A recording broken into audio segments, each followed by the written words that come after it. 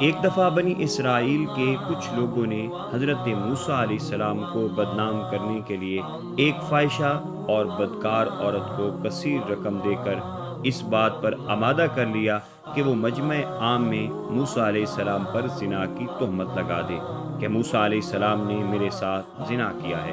عورت کو ہر طرح تیار کرنے کے بعد ان لوگوں نے حضرت موسیٰ علیہ السلام کو کہا کہ آپ ہمیں اپنے رب کے احکامات سنائیے، ہو سکتا ہے کہ ہمارے دل نرم ہو جائیں۔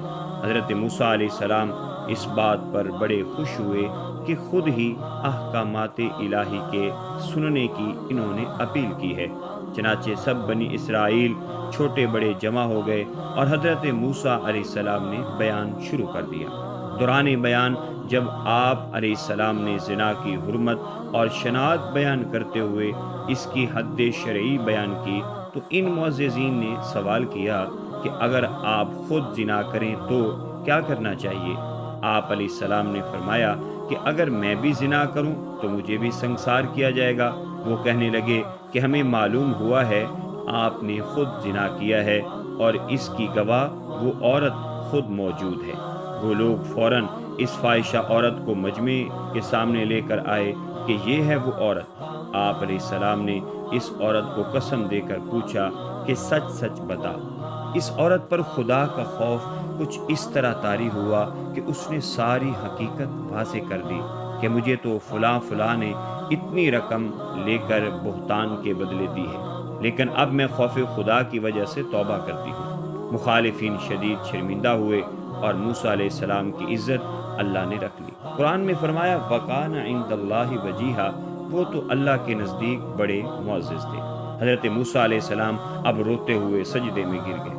اللہ تعالیٰ نے وحی بھیجی، اے میرے پیغمبر رونے کی کیا بات ہے؟ میں آپ کو اختیار دیتا ہوں کہ آپ ان لوگوں کو جو سزا مرضی دیں، اشارہ کرنا آپ کا کام ہے، اس کو عمل میں لانا میرا کام ہے۔ چاہیں تو ان کے اوپر آسمان سے پتھر برسوائیں اور چاہیں تو ان کو زمین میں دھنسا دیں۔ حضرت موسیٰ علیہ السلام نے سجدے سے سر اٹھایا تو زمین کو حکم دیا کہ ان کو نگل جا۔ وہ لوگ خود بخود زمین میں دھنسنے لگے۔ جب وہ ایڑیوں تک دھنس گئے تو موسیٰ علیہ السلام کو پکارنے لگے کہ معاف کر دیں۔ آپ نے معاف نہ کیا اور زمین کو حکم دیا کہ ان کو اور دھنسا۔ پھر جب وہ گھٹنوں تک دھنس گئے تو زاروں قطار رو رو کر حضرت موسیٰ علیہ السلام سے معافی مانگنے لگے کہ معاف کر دیں۔ آپ نے زمین کو حکم دیا کہ ان کو اور دھنسا۔ پھر جب وہ گردنوں تک دھنس گئے تو حد سے زیادہ زاری کرنے لگے، آنسو بہا بہا کر معافی مانگنے لگے، مگر حضرت موسیٰ علیہ السلام نے زمین کو دھنسانے ہی کا حکم دیا، حتیٰ کہ آپ کے حکم سے زمین نے ان کو نگل لیا۔ بعد ازاں اللہ تعالیٰ نے آپ پر وحی نازل فرمائی کہ اے میرے پیغمبر، چونکہ میں نے ان کا معاملہ آپ کے سپرد کر دیا تھا، اس لیے میں نے اس معاملے میں دخل نہیں دیا۔ میری عزت و جلال کی قسم، اگر آپ کی جگہ میں ہوتا اور اس طرح آنسو بہا کر وہ مجھ سے معافی مانگتے تو یقیناً میں ان کو معاف کر دیتا۔